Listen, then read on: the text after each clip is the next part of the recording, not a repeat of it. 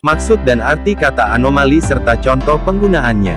Kebanyakan kata anomali memang digunakan sebagai salah satu istilah kimia yang terjadi pada air. Namun ternyata sebenarnya ada berbagai konteks yang juga bisa menggunakan istilah ini di dalam penyampaian suatu kalimat. Masih banyak orang yang mungkin ternyata belum memahami dengan baik makna dari kata anomali yang biasa digunakannya. Sehingga ketika Anda akan menyampaikannya tidak akan sampai membuat bingung orang lain yang mendengarkannya. Arti kata anomali.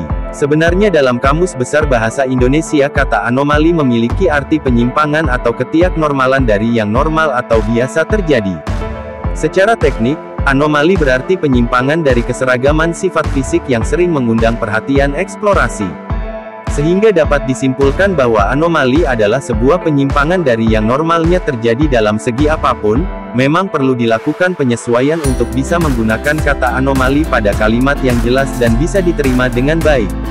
Pada dasarnya kata anomali ini memiliki dua dimensi yang berbeda, yaitu dimensi fisik dan perilaku. Untuk dimensi fisik maka bisa digambarkan sebagai sebuah penyimpangan yang terjadi pada tubuh manusia atau secara fisik lainnya. Sedangkan untuk dimensi perilaku, anomali merupakan penyimpangan perilaku secara individu maupun sosial. Dalam dunia sosial, anomali yang dimaksud tidak hanya sekedar penyimpangan dari hal yang normal terjadi tetapi juga bisa mencapai taraf penyimpangan pada norma hingga aturan yang berlaku saat ini. Contoh aplikasi kata anomali. Contoh penggunaannya pada kalimat yaitu, terjadi anomali perekonomian yang menyebabkan beragam jenis kerugian dari segi bisnis. Tentunya pada kalimat tersebut anomali berbicara mengenai penyimpangan pada perhitungan keuangan yang seharusnya. Anomali ini tentu menjadi sebuah kondisi yang negatif dan harus diatasi dengan baik agar tidak sampai menimbulkan risiko lebih besar.